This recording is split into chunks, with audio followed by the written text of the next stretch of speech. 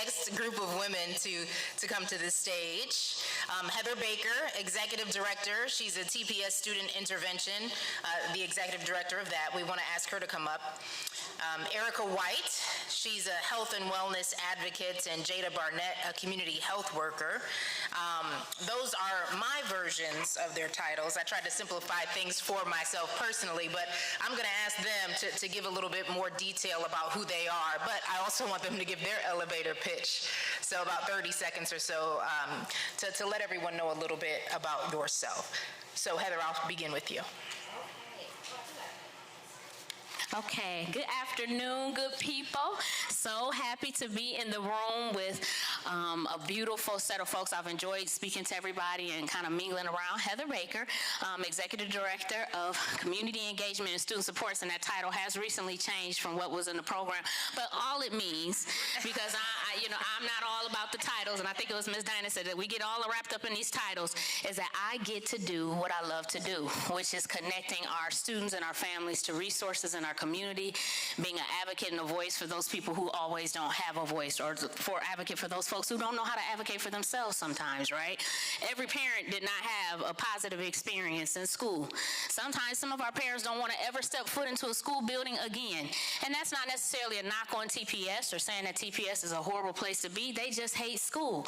And so as much as they love their baby, when they have to go to a parent-teacher conference and the hair stands up on the back of their neck and they just don't want to go in there, it's my job to help make that connection happen. It's my job to meet them where they're at, whether that's at the library, whether that's at their home, wherever they want to meet. I want to be there. I want to make those connections happen and to try to build that relationship back up and make it a positive relationship. But outside of the work I do with Toledo Public Schools, I define myself as a wife. I've been married to Dexter Baker for 25 years. That was my first major in college at Kent State. I majored in Dexter Baker. I got an A+. I did very well, very well. And so 25 years later, we're still rocking it out. We have 2 beautiful adult children now, so we're empty nesters, and that's a whole nother thing. But I am just really enjoying the space and place that I'm in right now and being able to kind of live out my work and live out my passion. I'll make sure to tell Dexter that. Our husbands work together, so. So my name is Erika White, and I do a lot of work in the community, and that work comes from my own struggle with health and wellness. So understanding that both physical, mental, and spiritual health are all one. They're all integrated in one. So that's been something that I've worked hard on to help impart in other people. So I don't believe any experience I've had myself as my own is something that I'm supposed to give back and help someone else get farther than where I'm at or give more than what I can give. So also so you probably heard, if you haven't heard FitZone by Erika, I can show you later.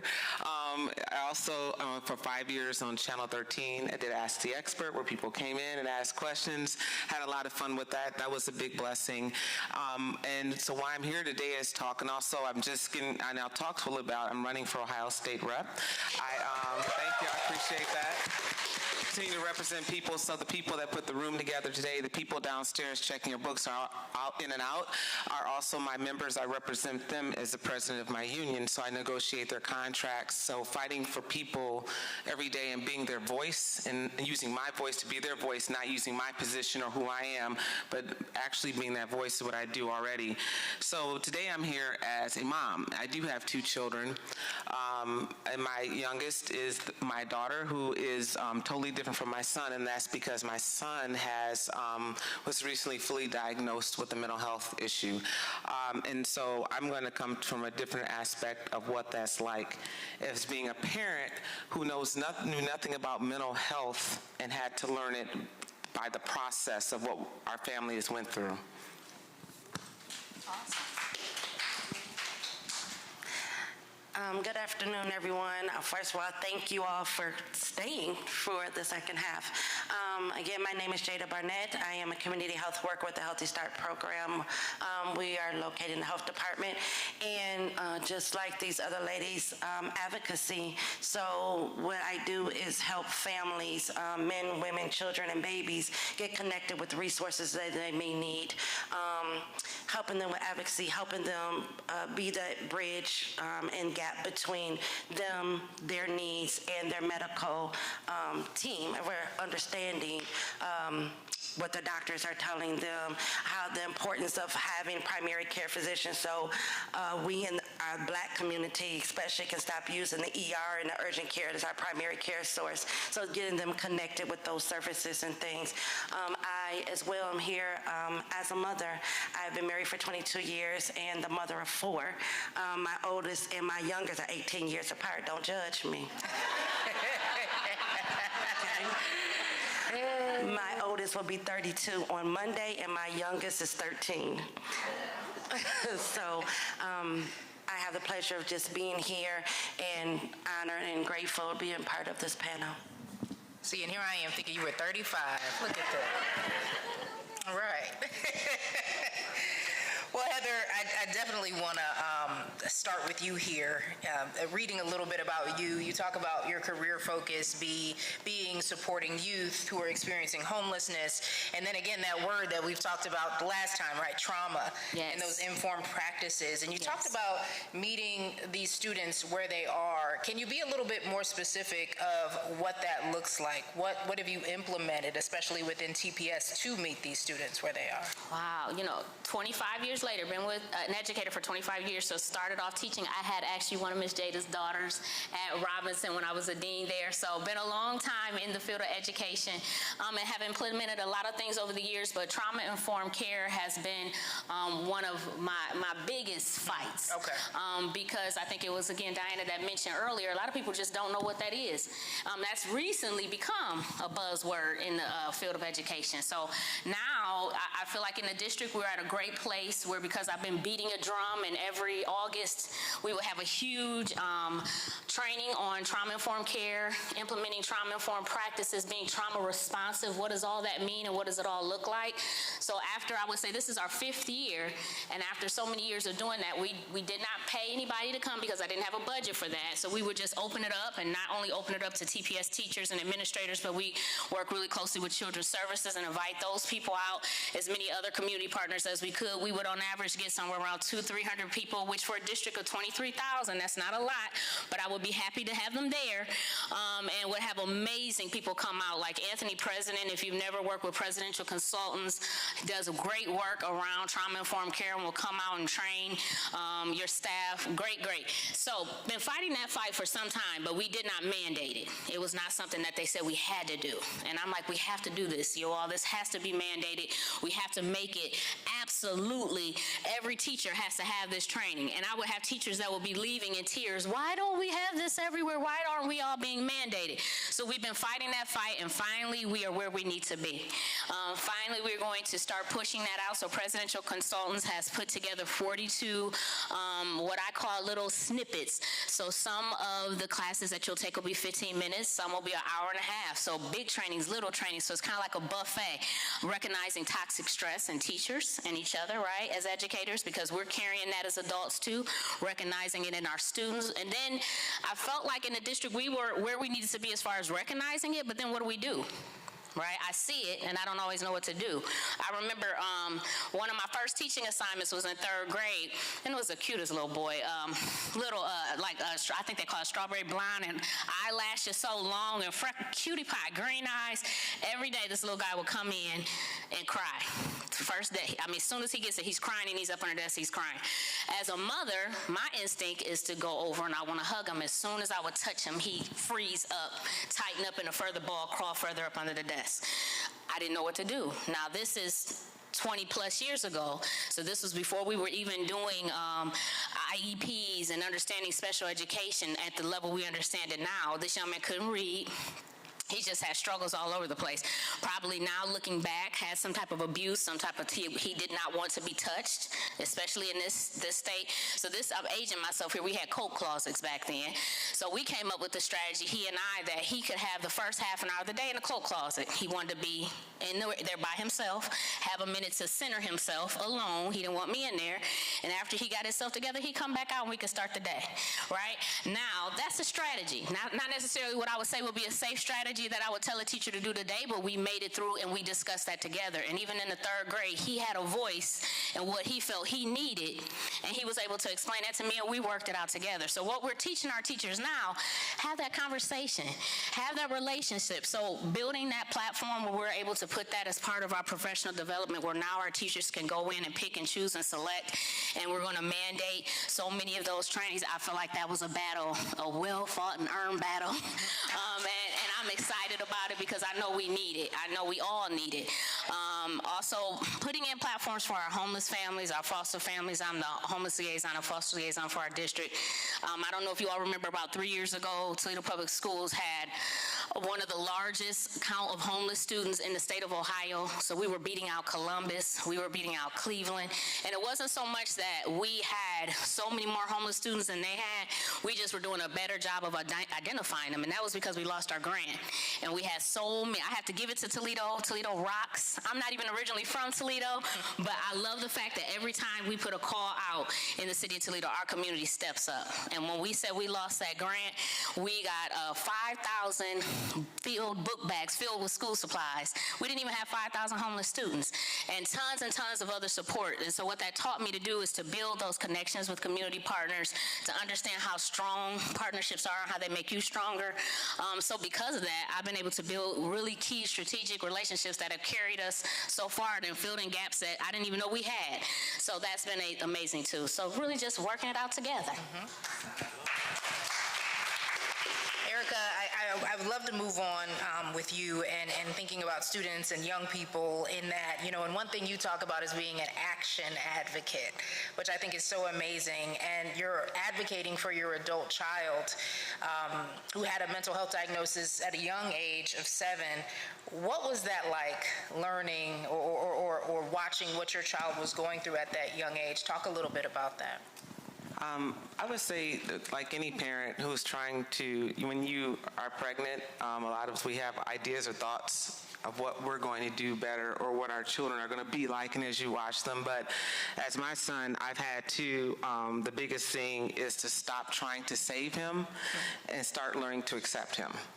I was spending so much time trying to make my son what I wanted him to be, what I envisioned my son would be, instead of realizing he was my son and I had to accept where he was. So it was very hard. At 7 years old, my husband and I, we were married again really young. We've been married 28 years, and we had him when we were 20, and we came in and they were telling us that we weren't doing a good job as being parents, that our child, he was acting out, and of course they would look at us and say, what's going on in the home? And we were like, not a damn thing. I was like, I'm sorry, we're like, we're not, and we would, in fact, when my daughter is 6.5 years younger, when they were both at the same school, I would say, well, do you know who Jasmine is? And they would say, no. I said, well, exactly. If there was something going on in our home, both of our children would be displaying some type of behavior, which you would know. There is something going on. And so when we were talking about that, Tiffany, the hardest part was I did not feel that anyone was there to help us. I was struggling hard. People were saying, your child is bad. He is misbehaving. Your child is writing on the desk. And you would go in there and you say, did you do this? And he'd say, no. And you'd be like, you're lying. But his face would look so like, no, Mom, I would never do that. Then you go up to the school and you're like, excuse me, I need to have a talk with you because my son did not do that. And they were like, well, can you walk down to the hallway with them? And you're like, oh, that was you, wasn't it? I'm like, I'm going to have to whoop you when we get home now. So the biggest thing was learning also how to discipline my child. It was very hard. But those things I look back at, and I know, who was that talked? I think someone was talking about, and I'm not going to remember, I should have wrote it down, about not recognizing things with their child. One of the signs I didn't recognize is I couldn't give him more than one command. If I said, I want you to go in your room, put your clothes in here, do this, this, and this, and come back and tell me when it's done. I go in there, he's still on the floor playing. And so I was like, now you're in trouble. And so a lot of the ways that I and my husband disciplined our son were the way we were disciplined. But we were different people. We're different children, different generation. And I had to learn to say, I'm going to write this down. Here's this one thing. If you can just do that, you can come back. And it didn't mean we still didn't discipline him, but there was probably spankings my son got he didn't deserve. There were times he got them, he definitely deserved them, but we never made an excuse. So when he first started off, they diagnosed him as having ADHD. And we went through parenting classes, and I had, again, a younger child, and we did go to family therapy. And I'm going to tell you two things about that and move it through so we get to where he is now. And my daughter at that time dealt with the fact that why she's done so well is because she dealt with the trauma of us dealing with her brother, because she was so fine, she got it, she did okay. We were so focused on him, we kind of forgot about her. So pay attention to your entire family and dynamic when you're dealing with someone that's dealing with mental illness or mental health challenges. It affects the entire family. And I had to deal with that. During that time, again, they kept saying our son had ADHD. We're going to family therapy. He's acting out. He does not want to participate. They put the blocks down. He would kick the blocks. And I'd be like, oh, he just having a bad whoop you when we get home. And, you know, we're in therapy, but here I am here like, we're just fine. So you have to get through that part of therapy, and my husband is very quiet. And so it would be like, okay, now the mom must be playing something off. The dad looks very mean. The one kid is kicking blocks, and my daughter's like, can we get nuggets when we leave here?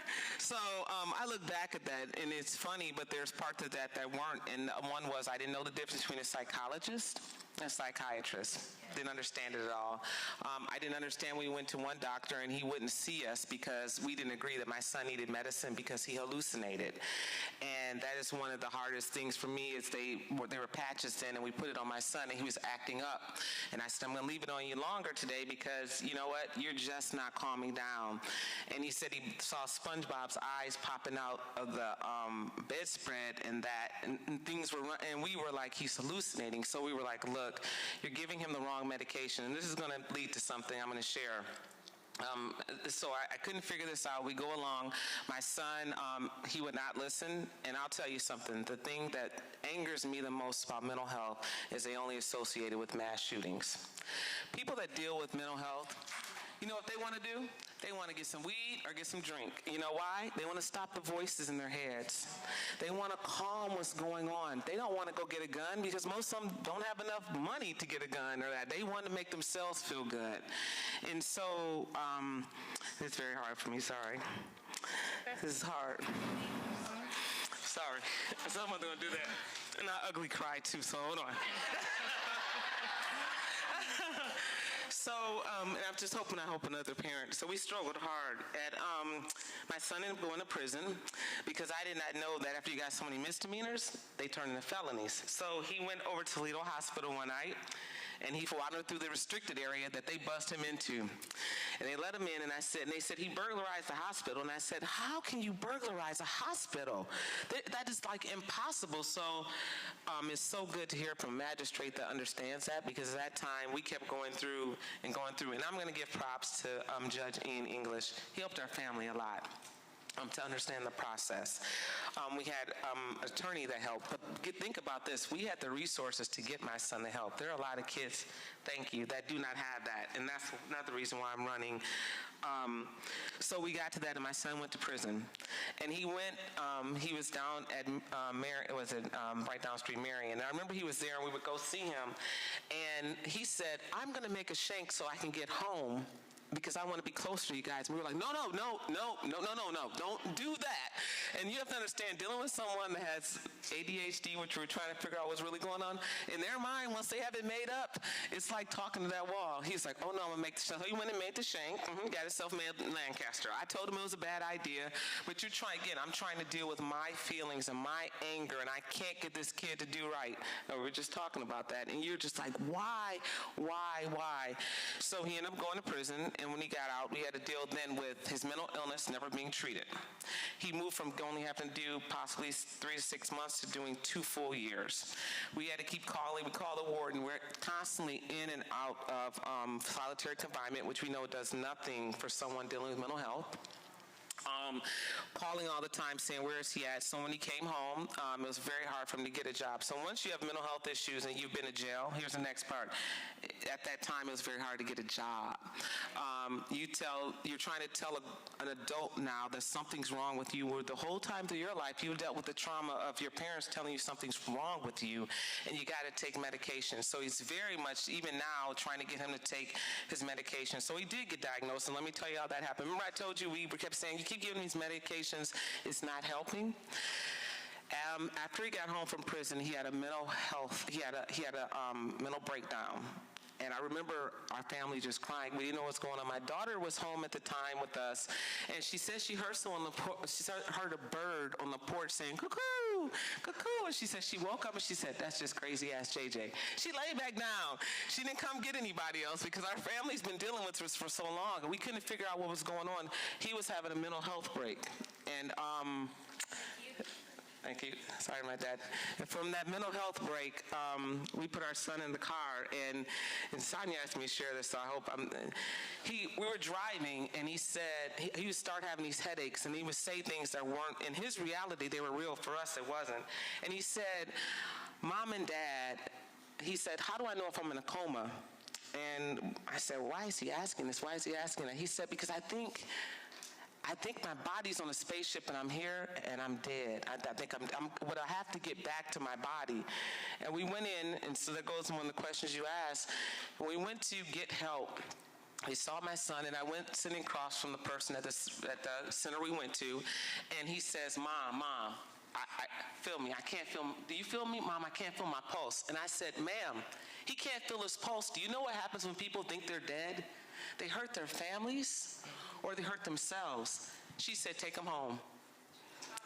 We took our son home, and we went, and then we heard him in the kitchen, and he was mumbling stuff, and we said, what are you doing? What are you doing? Because we always had to keep an eye on him. He was getting a knife, and he says, I love you all. I do, but I've got to get home to my real family. You've been so nice to me. And we were like, what? And so our whole family, we're all in tears trying to save him at this time, and it was because I took a picture on vacation. I put the real White family, because our last name's White, and he wasn't in the picture.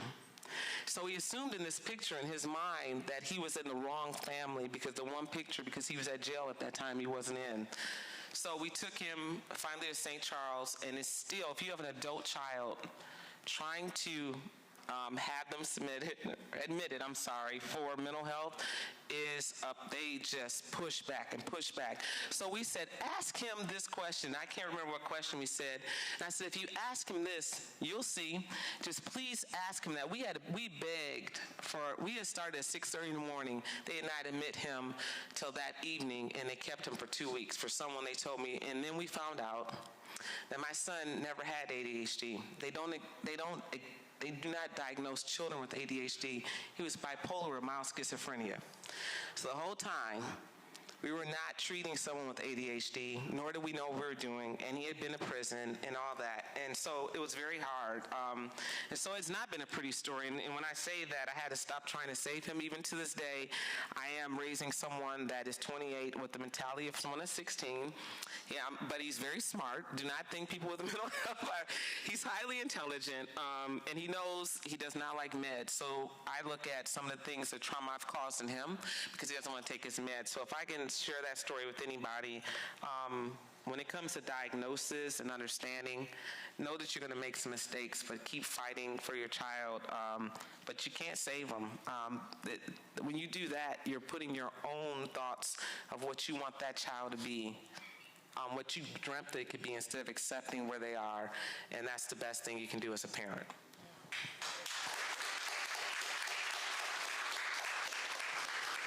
You know, something that was really addressed, I think Andrea talked about, and we've heard about that self-care and taking care of yourself, going through so much over the years as a mom with your child. How did you personally take care of yourself throughout this, or are you? I would say you really don't. You survive each day. Mm-hmm. And so as much as people look like, oh, you look so successful, I know part of my drive or the way I deal with it is all the things I do. And I realize that. That's just my thing. I do work out, but I'm not going to say working out helps every day. Some days I just want to lay in the bed. I don't want to work out. Some days talking to people work. Some days just eating a full bag of potato chips, that makes me feel horrible next day. when you're dealing with trauma or stress, there is no one solution to that. And I do really believe therapy helps, but it's just part of that. Some days it's just saying, I don't feel like it today. Some days it's like, okay, I can deal with this today. Some days it's like, I just want to cry all day. You have to be okay. And I always deal with my emotions so they don't become feelings. Because when you act in your feelings, I can address my emotions. My feelings are when my emotions are out of control. And I'm just like, so I try to pull that back in. But it is hard. And the most important thing, whether I tell people, when you're dealing with what's going on the inside, you don't want to drink. Because drinking, again, you're pushing back down, you're suppressing. You don't want to eat, what are you doing? You're suppressing. Everything you do to put in your body to push that back down is not helping you. You have to push out. So whether it's singing, whether it's writing, whether it's whatever it is that you can pull out of you that is your gift God gave you, do it, and it's going to help you. But don't put things in because they only suppress down. And be honest with yourself, you know. I think that's important. Jada, your work, what's really important, part of your work that's really important to you is decreasing the infant mortality rate.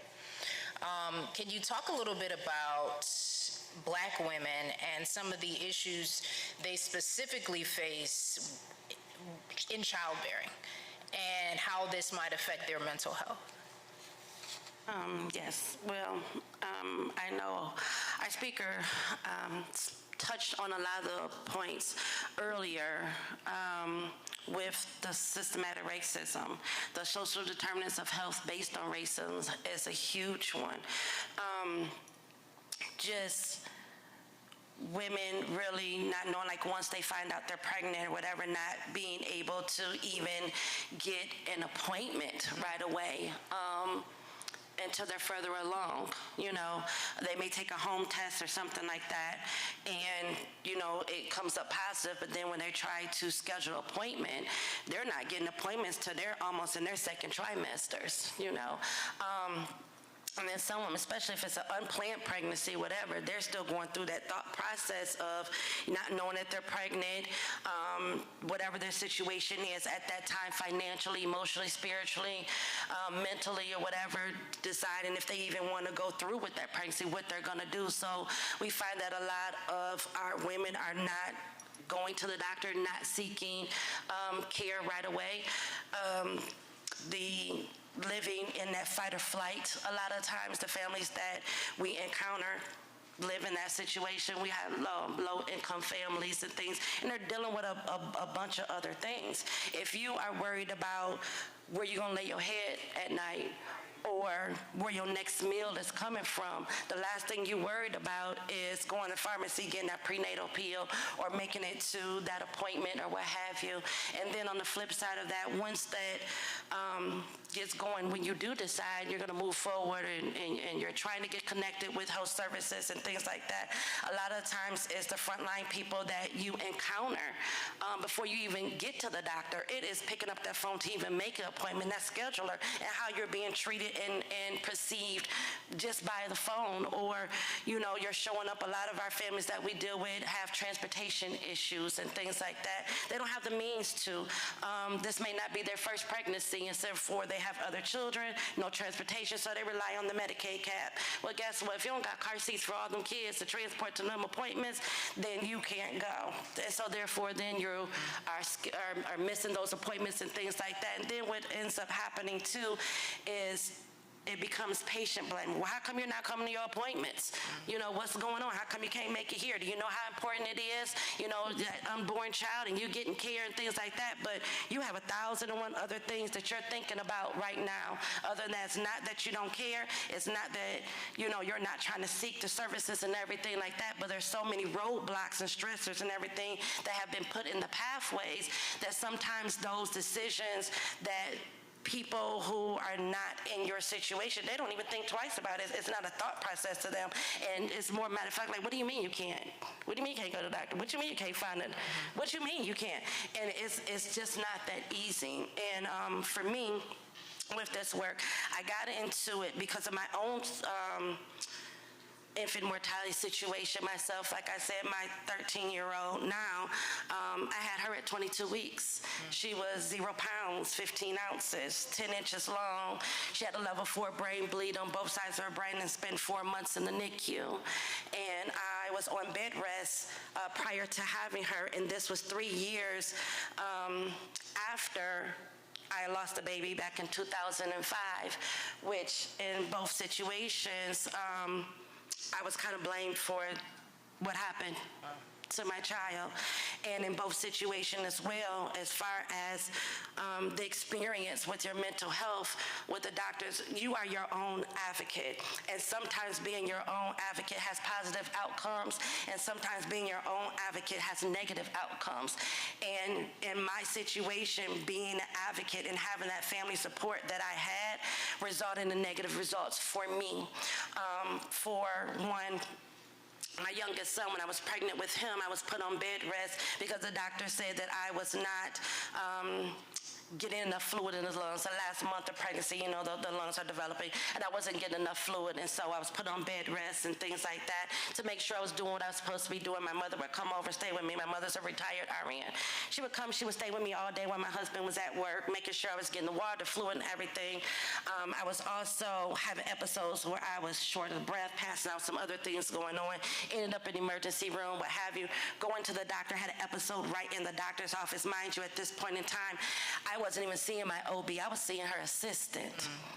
So I wasn't even, I can count on one hand how many times my appointments with my OB happened. I was shifted to seeing other team members.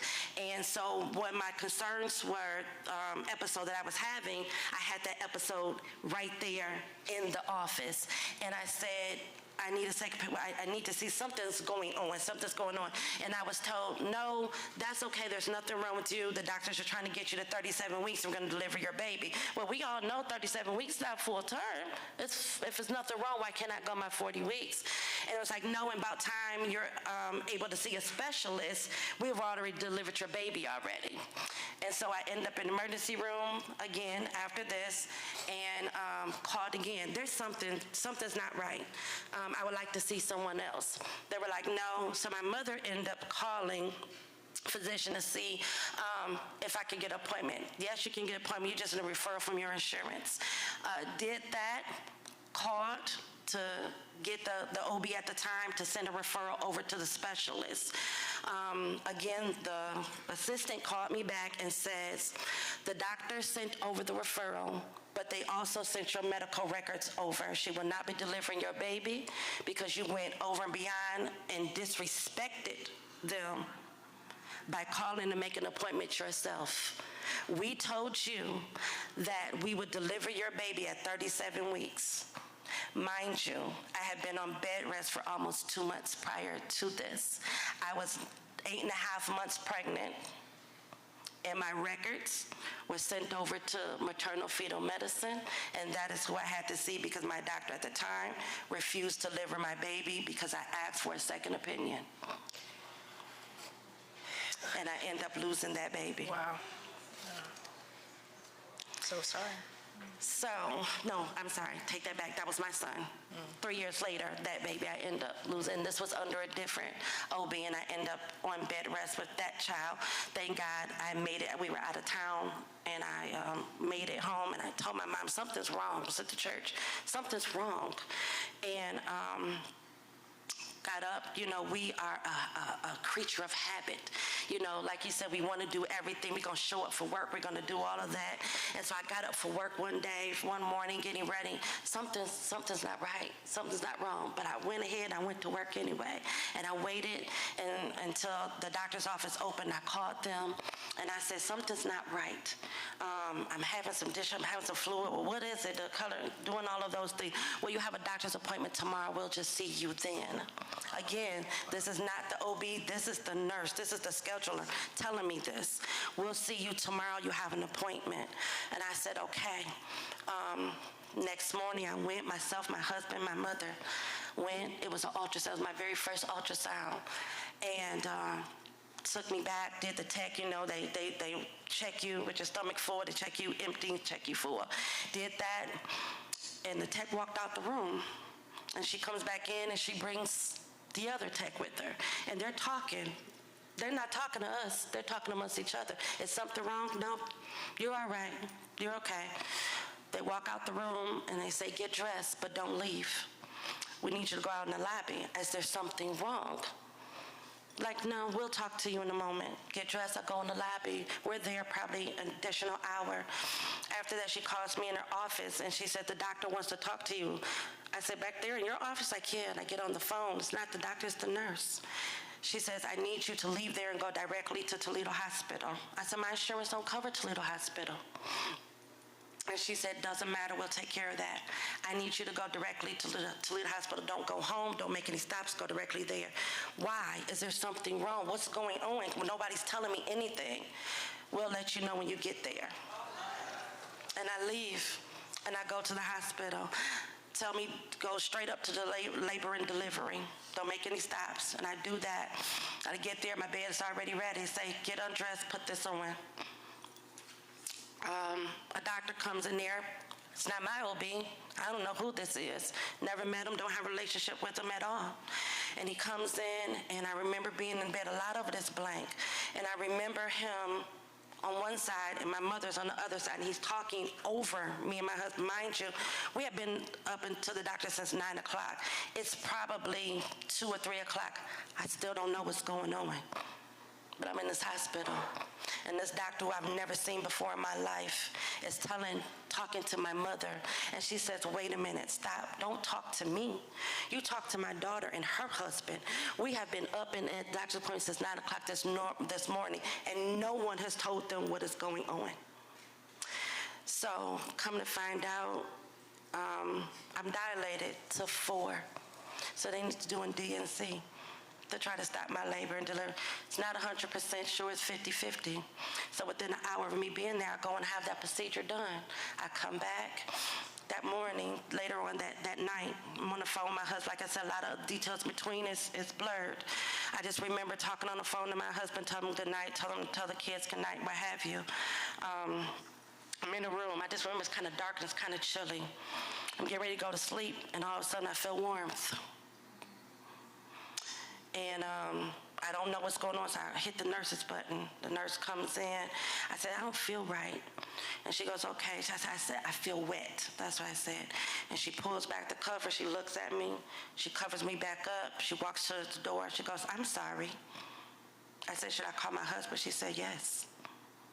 So I called my husband. At this point, y'all, I don't even know what time it is. I just remember within the hour, I'm being rushed to another room, and I have to push a baby out. I'm in labor now. I have to push a baby out not knowing the fate. And all I know and all I remember is this nurse on the side telling me, if your baby is born and is deceased, we'll take care of the burial fees. But if you push this baby out and your baby's alive and then dies, you're responsible for it. That's it. So you want to know how that works on a person's mental health. And all I remember is looking up, and there's a student leaned up against the wall with his arms crossed, watching the whole thing like I'm some kind of scientific specimen. Why I'm pushing this baby out in front of doctors that I don't know, never seen, and don't have a relationship with. Well, needless to say, the baby was born, stillborn. I was just she had all her part, everything. She was just too small to survive. Yes. And 3 years later, almost the same thing would happen again. I end up on bed rest. This time, my doctor blamed me. I went before. A lot of times, you're married and things you don't think about. I'd already had my older 2 children. The guy I married didn't have any kids. We wanted to have kids together. Just fast forward that. And so, when you're married, you're pregnant, it's okay. But after that last experience, I was scared. Mental health, I was scared. Yeah, I'm married. I'm on birth control. Married. Okay? And so after a while, about 3-4 years down the road, we decide, let's try again. This time we go to the doctor, the same one that I had from 2005, still under their care. Keep that in mind. Still under their care. And we want to try again. But at my age, because at this time, I'm 35 at this point, how is it with my age, the fact that I already had a poor birth outcome prior to this, how, just trying to get all the information we can so that we can make an informed decision. Once we were comfortable with our answers, we decided to try again. I was pregnant within 2 months. Got pregnant probably in February of 2005. By July, end of June, July, I ended up on bed rest, ended up in the emergency room. Again, I was dilated to 4. So around the same time that my trauma happened 3 years prior, it's happening again in the same trimester. And so I had one doctor come in. My doctor was off. It was a private practice, so they had partners.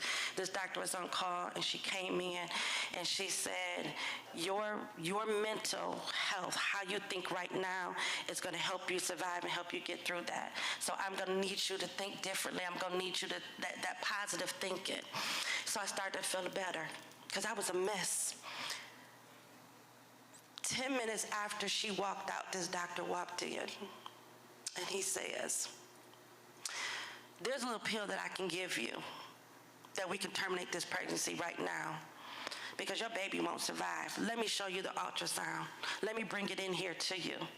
And he showed me the ultrasound. It's like, your baby's too tiny, your baby won't survive, and if it do, it's gonna be brain dead. But I can give you this medication that will end this pregnancy right now. Mind you, he was retiring the very next day. The devil is a liar. And so we have already prepared ourselves mentally that if it was going to happen, it's going to happen. It wasn't going to be in his hands, but it was going to be in God. So we was going to ride this thing out. And I remained on bed rest. And I ended up having to have an emergency C-section. The doctor came in that morning. 2 things saved her life, y'all.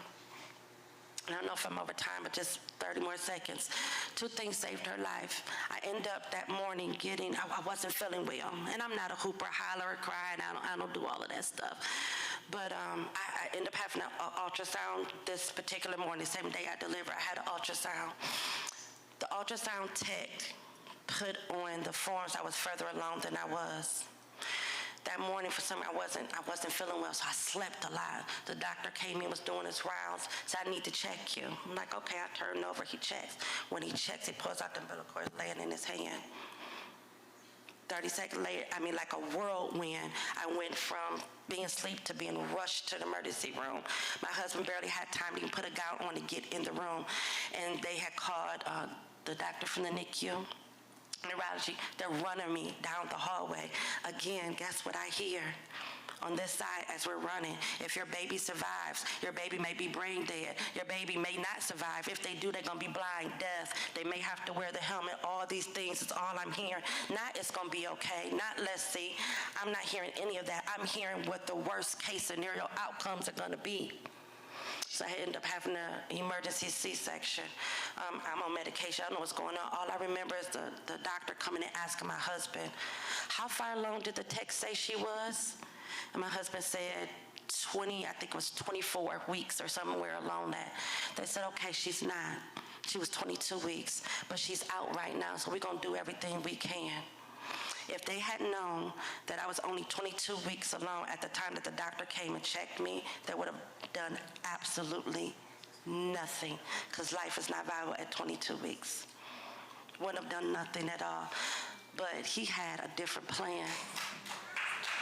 So 2 things I was told that saved her. 1, the tech had me further along than I was, and 2, she was born a black female.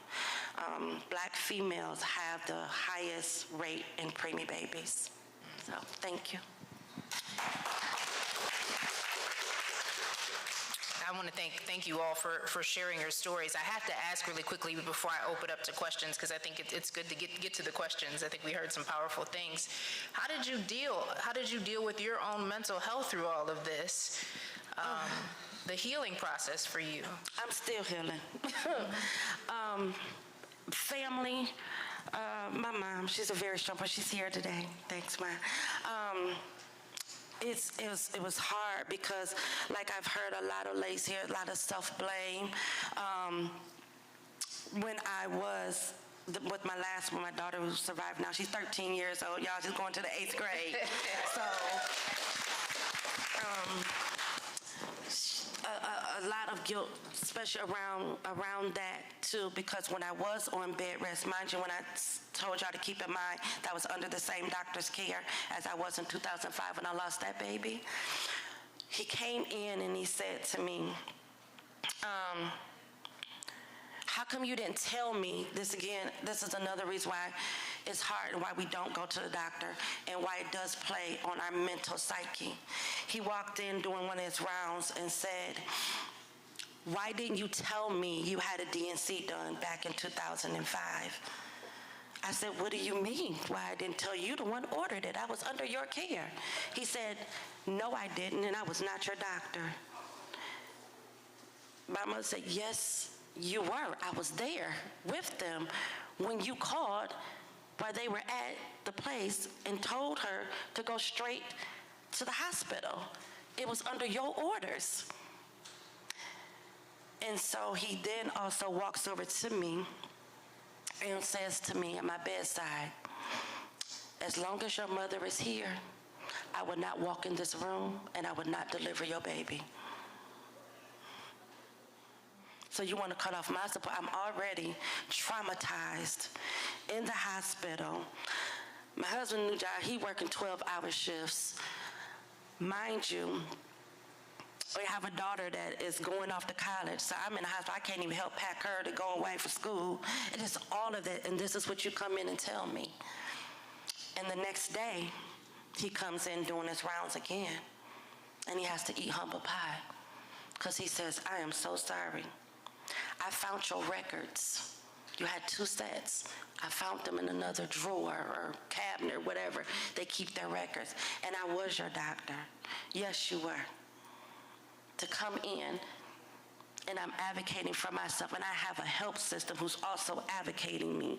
And for you to tell a woman, a person who's advocating for themselves, that you will not provide a service because they're advocating for themselves, a lot. So it plays on your psyche. And then with that, I started feeling guilty. Like, should I have? Should we have just been okay with the children we already had? Am I responsible? Should I have not tried having another child at 35? And still to this day, I still have some guilt because she does have some cognitive delays. But if I didn't point them out, you wouldn't know. But I do, still. I want to open it up to questions, if anyone has one.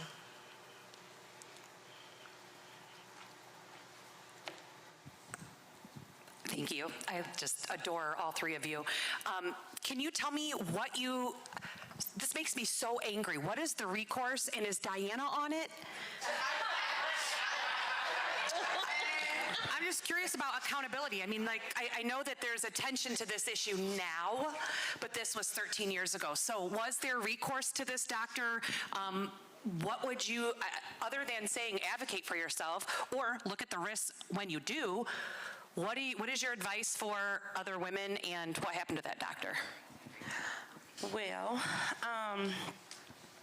unfortunately enough, I believe, I would say up until at least 5 years ago, they're still in practice. Where they are not, because the same doctor ended up delivering my grandson. And 5 years ago was the first time that I laid eyes on them since my own situation. I didn't know. I went to the hospital to go see my brand new grandbaby, and I looked at the crib card and saw the name. And there they were, charting at the desk, and it was my first time seeing them in all this time. And I didn't know how I would react or feel if I ever laid eyes on them again.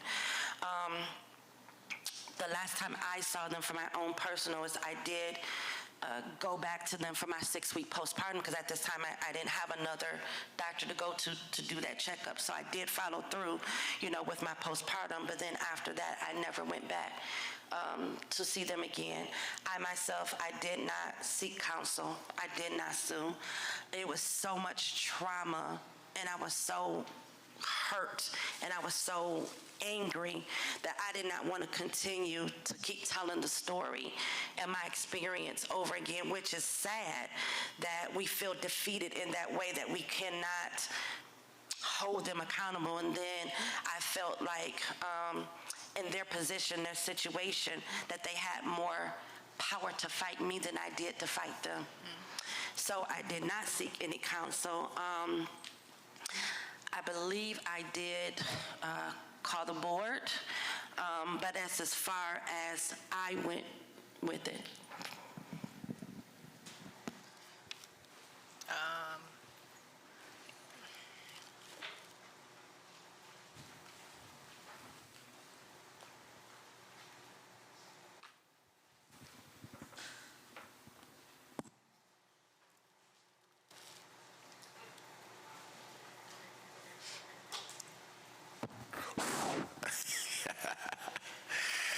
My name is Dwayne Herron, and I'm the project director for Lucas County Healthy Start, which is a home visiting program, and the maternal and child health supervisor at the Toledo Lucas County Health Department. So just a couple of points that these wonderful, amazing women made, including my fearless team member, Jada.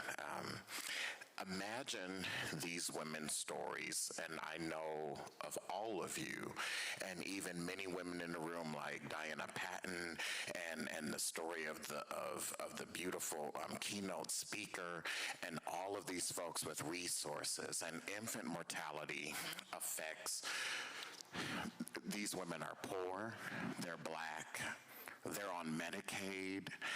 And if people like us are struggling in the healthcare system, just take a step back and just imagine how much more difficult it is for these women that we're trying to make a better life for. There have been situations that Jada has mentioned where a woman was pregnant trying to have kids, and now she's trying to worry about a place to stay. And so we're always trying to troubleshoot, and I just admire everything that all of these strong women are doing, and to play a little part of that is in terms of funding and doing everything that we can. The women that come into our programs do have better birth outcomes. I wish we could get more of a critical mass of women and more funding so that we can do more with the little resources that we have, but it's because of people like Jada and Erika and the lady at Toledo Public Schools.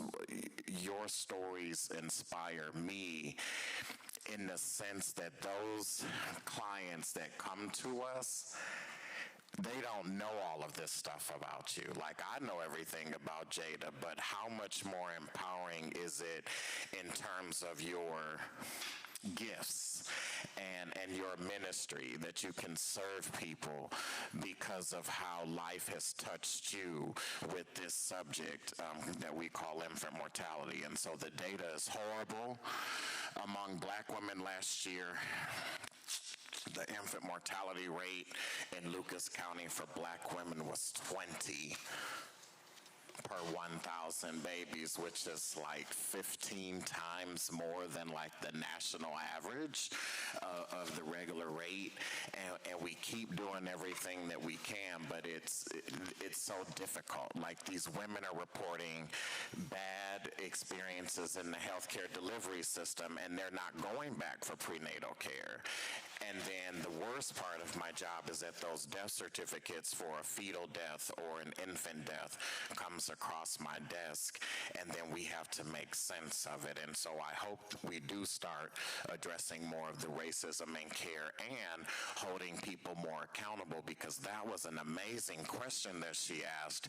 We're filling out these quality improvement things about our bad experiences in healthcare, and those, as Jada said, that person is still there, unchecked. And so hopefully we can do something different with the people who make a lot more money than I do, and we can do better with our health care, especially for these Black women that deserve our absolute praise and consideration. I think we have time for just one more question. Okay, Diana?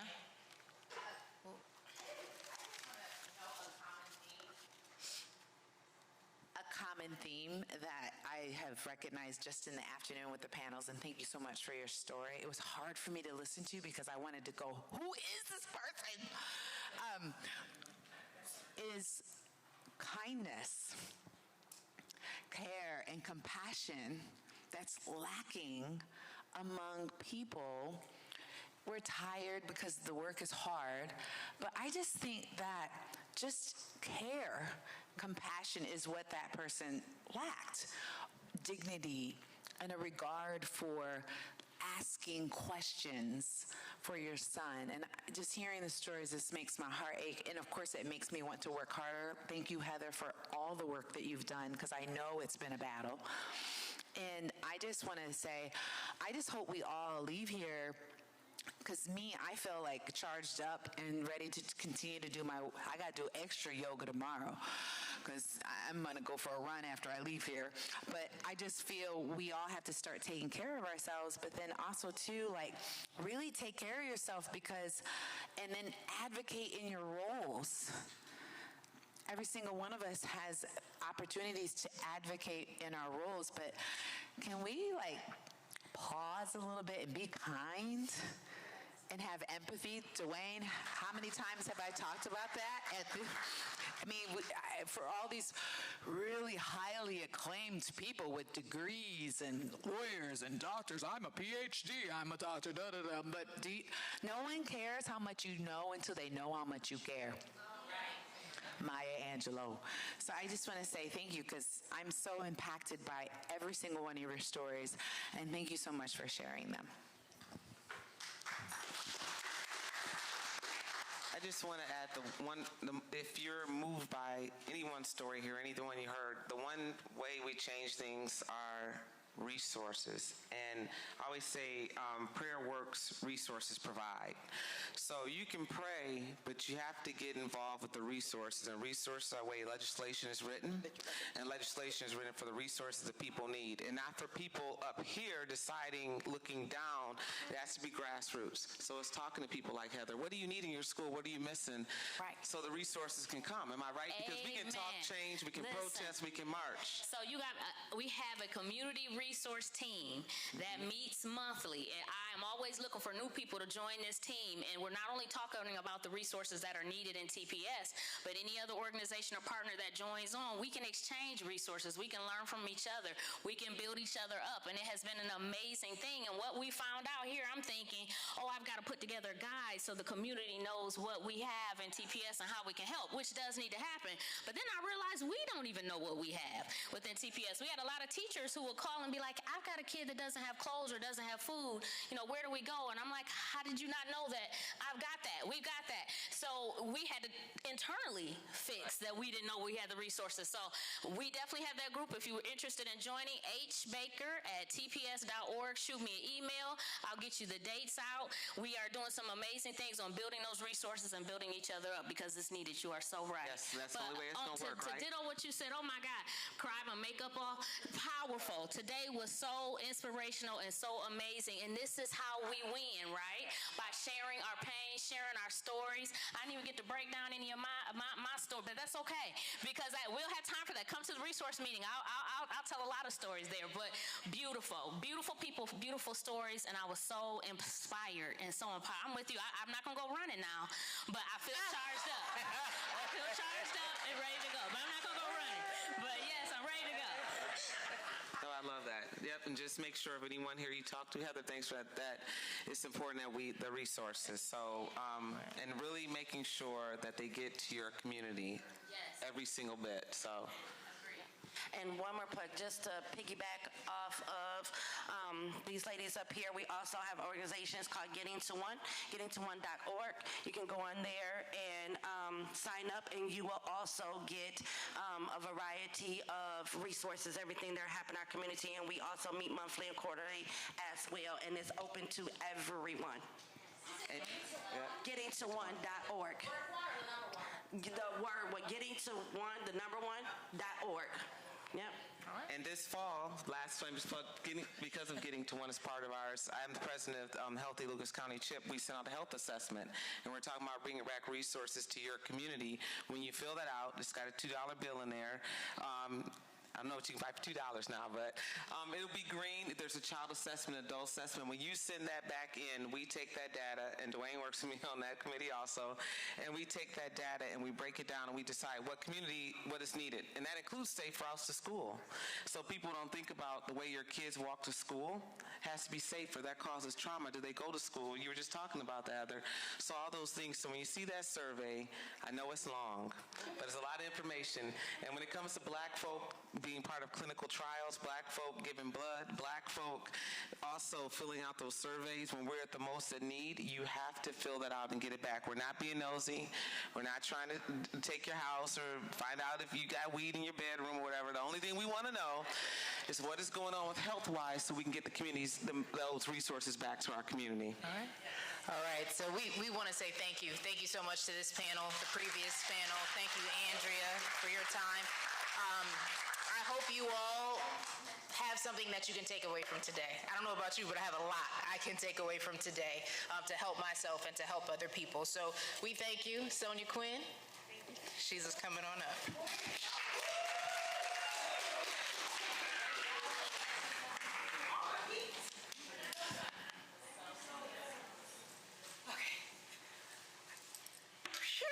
Thank you, everybody, for sticking it out with us, those who stayed to the end. I know we're not really used to long conferences anymore, but this was so needed and so important. At one point, everybody was crying. I'm trying to get tissues to people. Y'all had me running, my feet hurting. I'm thinking, but I had to make sure y'all had the tissue. My panel, oh my God. Yes. Yeah. And my keynote speaker, anybody and everybody that knows. Amazing.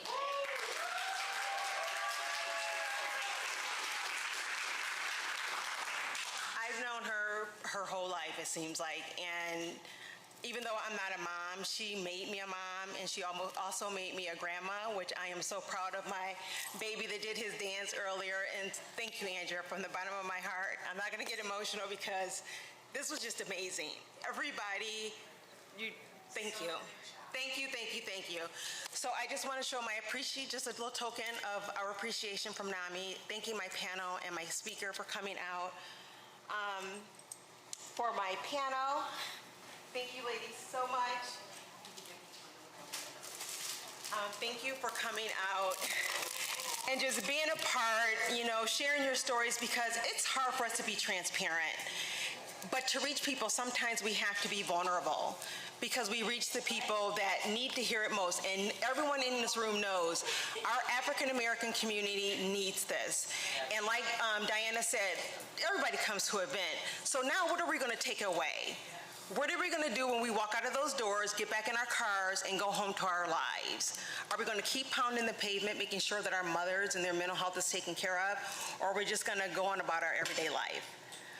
So I would just like to give a couple special gifts to a couple special people. Of course, I got to recognize Tiffany, Tarpley. She was so amazing.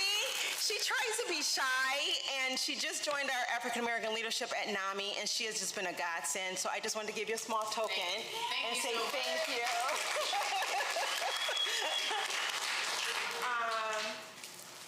And for my baby, my wonderful keynote speaker, Ms. Andrea Hill, thank you so much for coming out, and just being a part of our event. Love you, sweetie. Got some wine. Thank you so much.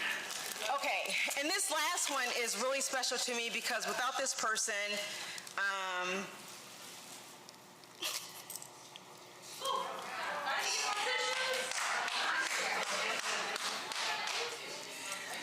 when you have a vision and you see something and you know that it's God that gave it to you, and then you see it unfold, it's a blessing. And for me, just having you all in my life, everyone that's here today, but this one person is always in my corner. She calms me when I'm crazy Sonia. She is always there for me. She's always she's my yin to my yang. I want to give Chelsea Dietrich from Arrowhead Park.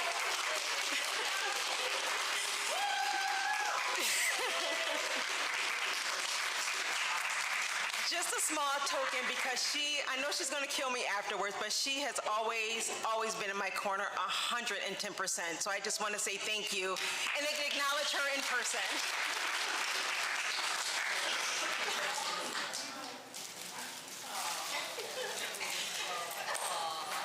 So with that being said, now that we're all teary-eyed, everybody, thank you so much. This rocked. Thank you, everybody. Thank you to the committee, and thank you so much for supporting NAMI of Greater Toledo. Thank you for having the vision. Before we leave, we are going to do a continuum of this. We're not going to just have this and go. We're going to follow up in a couple weeks, maybe a month or so, with the Lunch and Learn, and then we're going to also follow up with a mental health first aid, and Alexandra will tell you a little bit about that. I know we're all ready to go, so I'm going to take 2 minutes. It's very important that when we have these conversations, we come out of it with something practical and something that we can take to the community, right? Us mental health professionals, we're fighting. I promise you we're fighting. We're doing the disruption. We're changing things. But there's things that you all can do as well. There's education that you all can get as well. You don't have to go get a degree to be mental health first aid certified. Right? So there's CPR certifications and there's mental health first aid certifications. So NAMI is going to support a mental health first aid training that will be put on by me, an educator, as well as Dr. Michael Carter in November. It's a free training. It's available to anybody in the community. Advocate for yourself to come to that training. Advocate for that training at your employer. So the HR departments can get that training. Advocate for community members to come in and get the training. It's 8 hours long, sometimes 7 if it's a good day, right? But we want to provide something practical to everybody in this room. So there's a sign-up sheet outside that if you are interested in mental health first aid, sign up your name, and Sonia will send something from NAMI in the next couple of months, and we'll get that done in November.